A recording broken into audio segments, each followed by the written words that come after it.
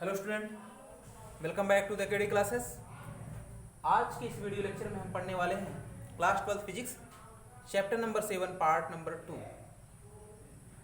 जिसमें हम पढ़ने वाले हैं similarities and differences between Biot-Savart's law and Coulomb's law. यानी कि बायोट-सेवर्ट लॉ और कूलॉम के लॉ में हम कुछ अंतर और उसमें समानता पढ़ने वाले हैं। क्या डिफरेंसेस हैं और क्या उसमें इक्वलिटी, क्या सिमिलरिटीज है। चलिए आपको बता देना चाहते हैं, पार्ट नंबर 1 वीडियो में हमने पढ़ा क्या था, ओरेस्टेड एक्सपेरिमेंट के बारे में और बायो-सेवर्ट्स लॉ के बारे में पढ़ा था। तो आप उस वीडियो को जरूर देखिएगा, जिससे कि आप यहाँ पे अच्छे से समझ सकें, कॉन्सेप्ट आपका अच्छे से बिल्डअप हो सके। तो पार्ट नंबर 1 वीडियो को जरूर देखिएगा वहाँ पे।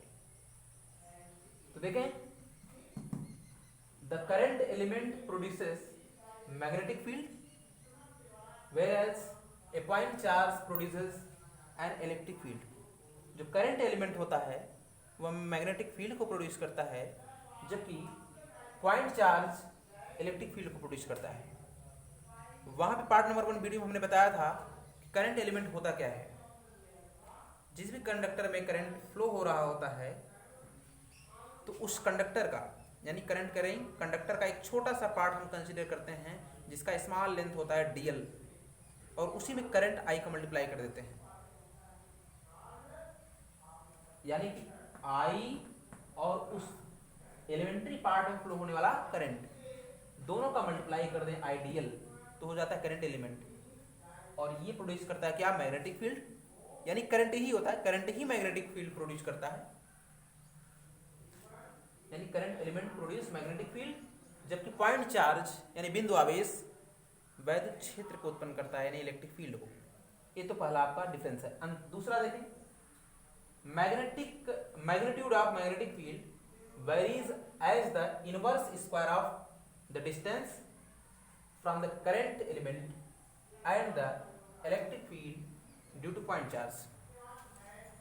कहने का मतलब मैग्नेटिक फील्ड और इलेक्ट्रिक फील्ड दोनों यह inverse square of the distance law का फॉलो करता है। कहने का मतलब यह है कि करंट एलिमेंट से आर डिस्टेंस पे जो भी पॉइंट पे हम मैग्नेटिक फील्ड निकाल रहे होते हैं, तो जैसे जैसे आर का वैल्यू बढ़ेगा तो मैग्नेटिक फील्ड क्या होता है, हमने पहले ही बताया था, magnetic field is inversely proportional to the square of the distance. यानी इनवर्स स्क्वायर लॉ का फॉलो करता है। यानी बहुत ही तेजी से मैग्नेटिक फील्ड घटना चालू हो जाएगा।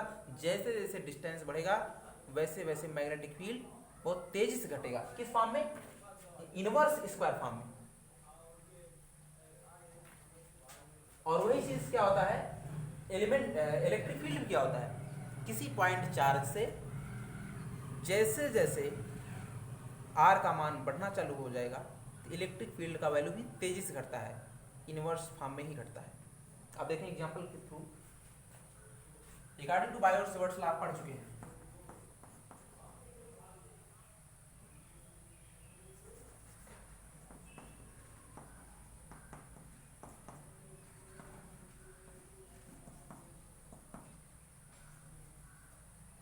बायो-सेवर्ट्स लॉ अकॉर्डिंग dB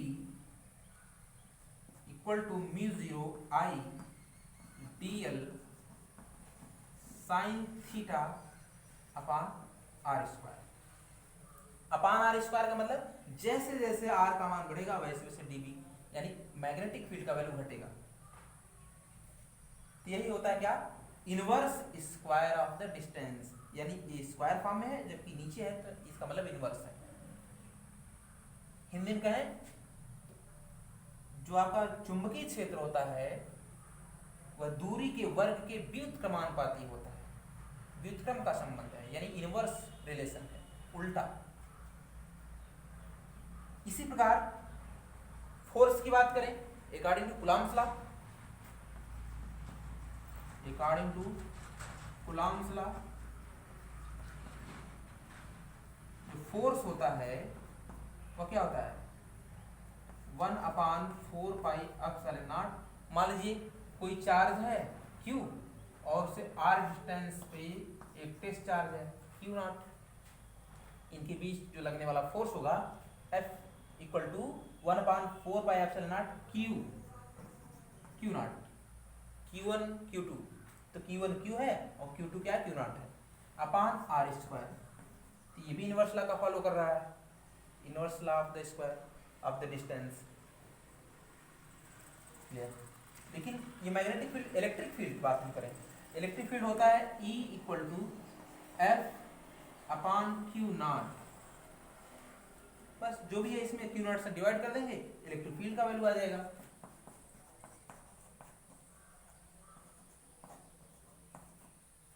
ये चीज यहाँ मैग्नेटिक फील्ड भी r स्क्वायर यानी कि डिस्टेंस के इनवर्सली प्रोपोर्शनल है, स्क्वायर ऑफ द डिस्टेंस के, और ये भी क्या है, इलेक्ट्रिक फील्ड भी inversely proportional to the square of the distance.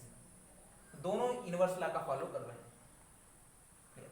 अगर वेक्टर रिप्रेजेंटेशन करें इसका हम,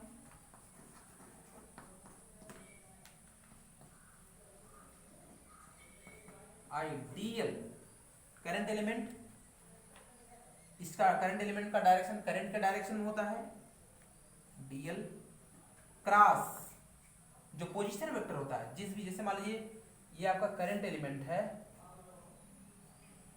तो इससे थीटा एंगल बना करके, ये आपका डीएल है, थीटा एंगल पे आपका कोई पॉइंट कंसीडर, यहाँ पे मैग्नेटिक फील्ड आपको निकालना है, तो ये है पोजीशन वेक्टर यानी आर, ये जो डिस्टेंस है, और ये तो डीएल आइडियल, इसका डायरेक्शन ये है। तो इन दोनों में क्या है, DL cross R cap upon R square, आप इसको ब्रेक करेंगे तो फिर आएगा डीएल साइन थीटा। चलें यहां पे देखें फोर्स को, फोर्स आपका वेक्टर क्वांटिटी है,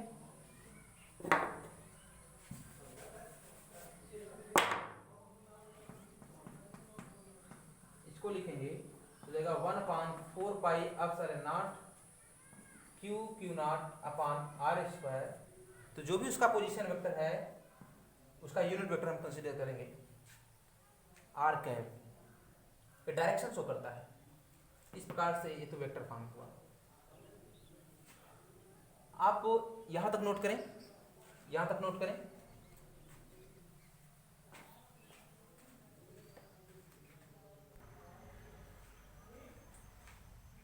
third point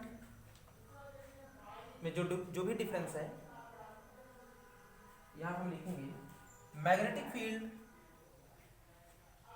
created by element, current element, यानी करंट एलिमेंट के माध्यम से जो भी मैग्नेटिक फील्ड प्रोड्यूस होता है उसका जो डायरेक्शन होता है करंट एलिमेंट और पोजीशन वेक्टर दोनों के परपेंडिकुलर में होता है, और जबकि पॉइंट चार्ज की वजह से जो इलेक्ट्रिक फील्ड प्रोड्यूस होता है उसका डायरेक्शन रेडियल होता है, यानी कोई भी पॉइंट चार्ज है या कोई भी चार्ज्ड बॉडी है तो इलेक्ट्रिक फील्ड उसके सरफेस के परपेंडिकुलर डायरेक्शन में होता है, रेडियली आउटवर्ड या radially inwards.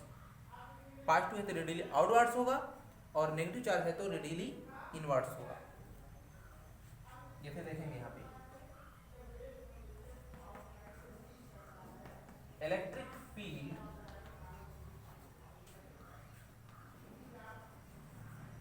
created by point charge is radial, त्रिज्यतः जो होता है, जैसे कोई सर्कुलर है, सर्किल, उसका यहाँ मान लीजिए सेंटर पे हमने कोई चार्ज ले लिया है, आप देखेंगे इलेक्ट्रिक फील्ड जो होगा इस पॉजिटिव चार्ज के से क्या होगा, चारों तरफ बाहर की तरफ होगा,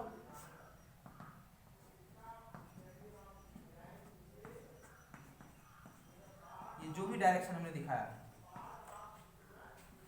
तो इस सर्किल का रेडियस r है, तो इसमें क्या होगा, वो परपेंडिकुलर, उसके सरकमफ्रेंस पे वो परपेंडिकुलर होता है, जो रेडियस होता है उसके सरकमफ्रेंस पर क्या होता है, परपेंडिकुलर। जस्ट लाइक सेम जो इलेक्ट्रिक फील्ड लाइंस हैं वही सर्किल के सरकमफ्रेंस से बाहर की तरफ निकल रही हैं रेडियली, यानी जैसे त्रिज्या लंब है, जस्ट लाइक सेम वैद्युत क्षेत्र भी क्या है त्रिज्यता बाहर की तरफ निकल रही है, यानी रेडियली आउटवर्ड। अगर वही अंदर की तरफ होती तो हम कहते रेडियली इनवर्ड्स। अगर नेगेटिव चार्ज होता तो उनका डायरेक्शन ऐसे होता, यानी कि वो रेडियली इनवर्ड्स हैं। जो इलेक्ट्रिक फील्ड का डायरेक्शन है त्रिज्यता अंदर की तरफ, तो उससे मतलब यही है, आप जानते रहे।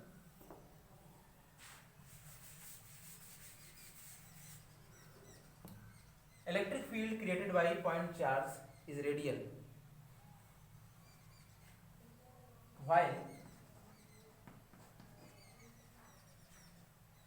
magnetic field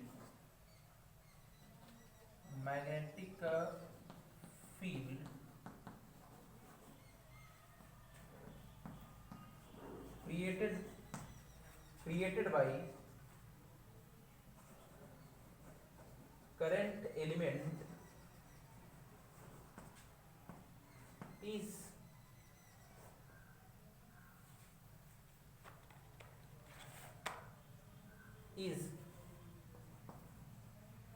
perpendicular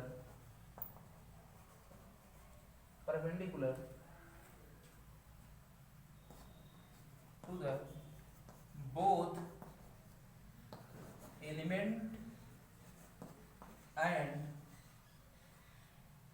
position vector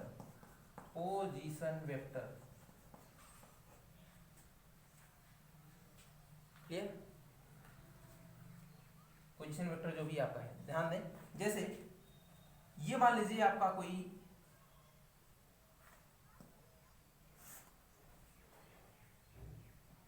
current current conductor है, इसको ध्यान समझिएगा, ये करंट करेंट कंडक्टर है, इसमें करंट आई फ्लो हो रहा है। मान लीजिए हमने छोटा सा इसका एलिमेंट्री पार्ट कंसीडर किया, यहां से लेकर यहां तक,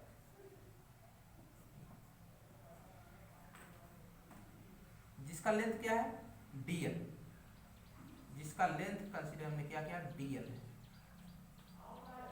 अब इसकी वजह से किसी पॉइंट पे मान लीजिए ये P पे मैग्नेटिक फील्ड का हमें डायरेक्शन निकालना है, तो यहां से मान लीजिए मैंने इसका पोजीशन वेक्टर लिया,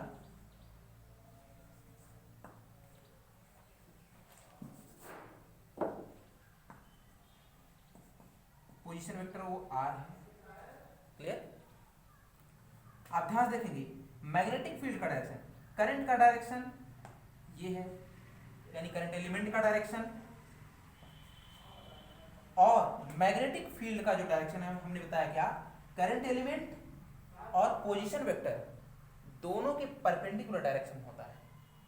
मींस ये देख रहे हैं, या तो इधर होगा या फिर अंदर,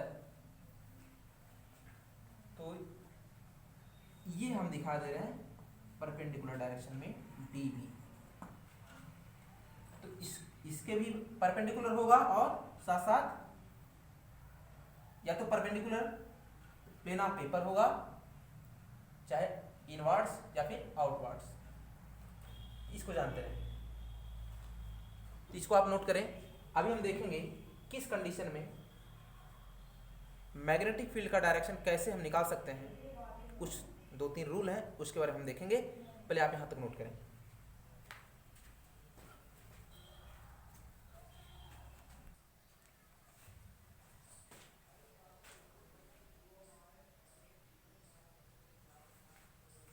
यहां देखेंगे डायरेक्शन ऑफ मैग्नेटिक फील्ड,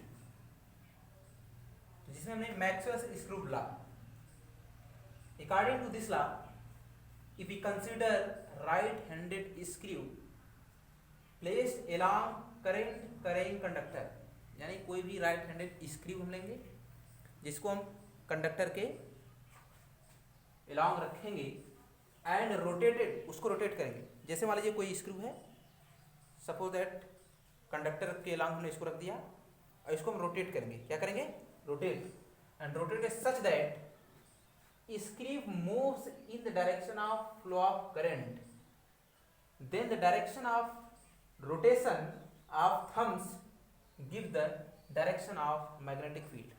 कहने का मतलब ये है किसी भी इस राइट हैंडेड स्क्रू को हम करंट करेंगे कंडक्टर के अलॉन्ग उसको प्लेस करेंगे, रखेंगे और उसको रोटेट करेंगे। मान लीजिए स्क्रू समझ लीजिए, इसको हम रोटेट करेंगे। अब इसको जब रोटेट हम करेंगे इसका जो मोमेंट होगा ऐसे रोटेट करेगा, जैसे स्क्रू आपका बाहर तरफ जा रहा है ऊपर की तरफ, इसको हम रोटेट कर रहे हैं इस प्रकार से, देखें तो बाहर की तरफ जा रहा है, तो जो इसका मूव्स यानी मोमेंट होगा वह करंट के डायरेक्शन में होगा। जो रोटेशन होगा, जो थम्स का रोटेशन होगा वह मैग्नेटिक फील्ड के डायरेक्शन को शो करता है। अब देखेंगे इसको हमने क्या किया, स्क्रू को मूव कर रहे हैं, जैसे स्क्रू को मूव करते हैं ना पेचकस से कसते हैं, तो इसको हम मान लीजिए ऐसे रोटेट कर रहे हैं और जब इसको रोटेट करेंगे तो ये मैग्नेटिक फील्ड के डायरेक्शन में होगा। जो हमारा थम्स होगा वो मैग्नेटिक फील्ड के डायरेक्शन में जाएगा और ये जो स्क्रू होगा वह in the direction of current के डायरेक्शन में होगा, यानी ऊपर की तरफ जा रहा है। तो समझ लीजिए ये करंट का डायरेक्शन शो कर रहा है और ये मैग्नेटिक फील्ड बी का डायरेक्शन शो कर रहा है। तो इसको आप नोट करें, इसके बाद हम नेक्स्ट देखेंगे।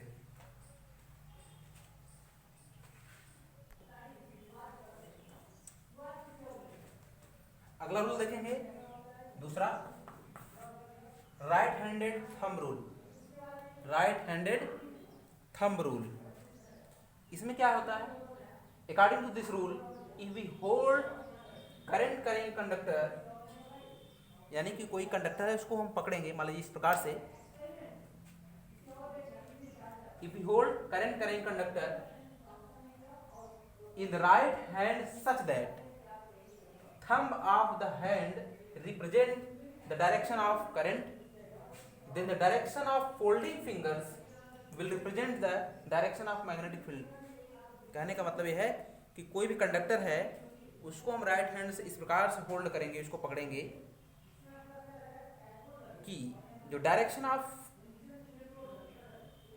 जो थम्स है वह करंट के डायरेक्शन को शो करेगा और फोल्डिंग फिंगर्स, फोल्डिंग जो फिंगर्स है जो फोल्डेड हैं वह मैग्नेटिक फील्ड के डायरेक्शन को शो करेगा। आप यहां देखेंगे ये कोई कंडक्टर है जिसमें करंट फ्लो हो रहा है, इसको हम इस प्रकार से पकड़ेंगे कि हमारा जो अंगूठा है वह करंट के डायरेक्शन में होगा, तो उस समय जो फोल्डिंग फिंगर्स होंगी यानी जिससे हम जिस पकड़े हुए हैं फोल्डिंग फिंगर्स, मुड़ी हुई अंगुलियां, वह मैग्नेटिक फील्ड के डायरेक्शन होगी। यानी ये मैग्नेटिक फील्ड का डायरेक्शन है, ये आपका मैग्नेटिक फील्ड का डायरेक्शन है। जैसे ये आपका मान लीजिए अंगूठा है और ये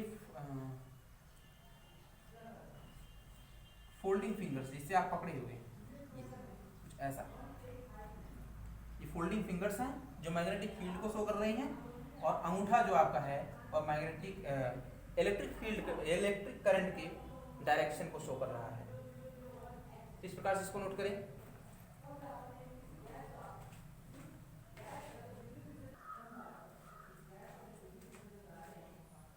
तो आप लोगों ने नोट किया। तो इस प्रकार से ये तो डायरेक्शन ऑफ मैग्नेटिक फील्ड था, इसमें मैक्सवेल्स स्क्रू लॉ देखा और राइट हैंडेड थंब रूल देखा।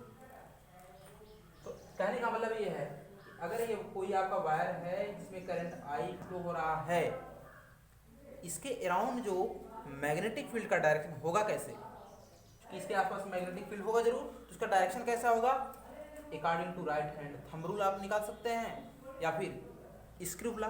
स्क्रू मान लीजिए क्या है, हमने स्क्रू लॉ बताया, जैसे इसको हम रोटेट कराएंगे स्क्रू को, पहले तो along the direction of along the current कहीं कंडक्टर के along इसको प्लेस करेंगे और उसके बाद इसको हम रोटेट कराएंगे। इस प्रकार से रोटेट कराएंगे कि जो आपका स्क्रू हो वह डायरेक्शन ऑफ इलेक्ट्रिक करंट के डायरेक्शन में हो। तो उस समय जो हमारा थंब है, रोटेशन, थंब का रोटेशन वह मैग्नेटिक फील्ड का डायरेक्शन शो करेगा। या फिर राइट हैंड थंब रूल से देख सकते हैं, यहाँ पे कंडक्टर को इस प्रकार से पकड़ें कि हमारा अंगूठा क्या हो, डायरेक्शन ऑफ करंट के अकॉर्डिंग हो, यानी उसकी दिशा में हो, करंट के डायरेक्शन में हो, और जो फोल्डिंग फिंगर्स हो वह मैग्नेटिक फील्ड को डायरेक्शन शो करता है। आप यहाँ देखेंगे इसके अराउंड जो मैग्नेटिक फील्ड होगा, इसके अराउंड इस प्रकार से ये होगा, ये अगर यही वायर इस प्रकार से है, मान लीजिए करंट इसमें जा रहा है, तब इसको हम इस प्रकार से पकड़ेंगे। हमारा जो फोल्डिंग फिंगर्स है ये बता रहा है कि मैग्नेटिक फील्ड का डायरेक्शन ऐसे होगा, यानी करंट नीचे जा रहा है, इसका मतलब जो डायरेक्शन ऑफ मैग्नेटिक फील्ड होगा वह कुछ इस प्रकार से होगा, यानी कि ये हमारा पकड़ने का डायरेक्शन, पकड़ने का डायरेक्शन हमारा ऐसे है, तो मैग्नेटिक फील्ड का जो डायरेक्शन होगा कुछ इस प्रकार से होगा, ये। इस प्रकार से किसी भी करंट करेंट कंडक्टर के अराउंड मैग्नेटिक फील्ड का वैल्यू हम बाय सीवर्ट क्लास से निकालते हैं, और डायरेक्शन इस प्रकार से, एक तो राइट हैंड थंब रूल और Maxwell's rule, right hand palm rule. किसी भी पॉइंट पे अगर मैग्नेटिक फील्ड का डायरेक्शन निकालना हुआ, जैसे आप इसको देखें,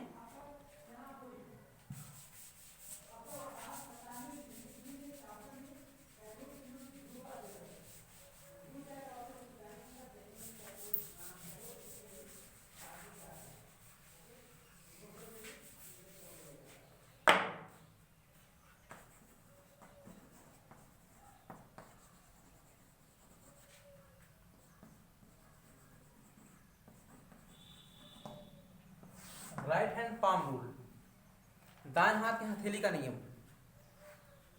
आप इसको देखेंगे, हथेली देख रहे हैं, इसको इस प्रकार से फैलाएंगे कि जो अंगूठा होगा थंब, वह करंट के डायरेक्शन शो करेगा, और अंगुलियां, जो फैली हुई अंगुलियां होती हैं, वो उस पॉइंट को शो करेंगी जिस पॉइंट पे मैग्नेटिक फील्ड हमें निकालना है, मैग्नेटिक फील्ड का डायरेक्शन निकालना है। क्लियर? ये चीज तो एक तो ये तो वैसे फोर्स के लिए भी अप्लाई होता है, फोर्स के लिए भी अप्लाई होता है।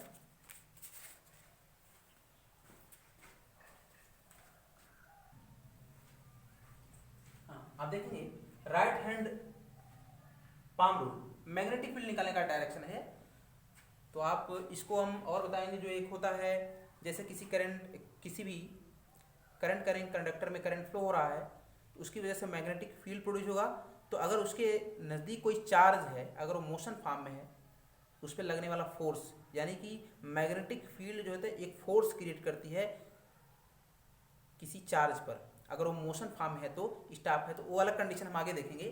पहले ये कंडीशन को हम देख लेते हैं, जिसमें हम वो वाला कंडीशन देखेंगे, किसी भी कोई चार्ज मैग्नेटिक फील्ड में कितना फोर्स एक्सपीरियंस करता है, किस कंडीशन में करता है, वो हम अगले लेक्चर में देखेंगे। फिलहाल ये भी एक तीसरा कंडीशन देखें, राइट हैंड पाम रूल। इसमें क्या होता है, जब भी कोई करंट वायर है, क्लियर, तो ये जो है, अगर इसके डायरेक्शन में मैग्नेटिक फील्ड का डायरेक्शन निकालना चाहते हैं, तो अंगूठे को करंट के डायरेक्शन में, बाकी फोल्डिंग फिंगर्स, यानी उसी से मेलजोल फोल्डिंग फिंगर्स जो होंगी वह रिप्रेजेंट करेंगी क्या, मैग्नेटिक फील्ड के डायरेक्शन को शो करती है। इसको चलें, राइट हैंड थंब रूल हम कर सकते हैं, या फिर राइट हैंड पाम रूल भी कर सकते हैं, बातें कही।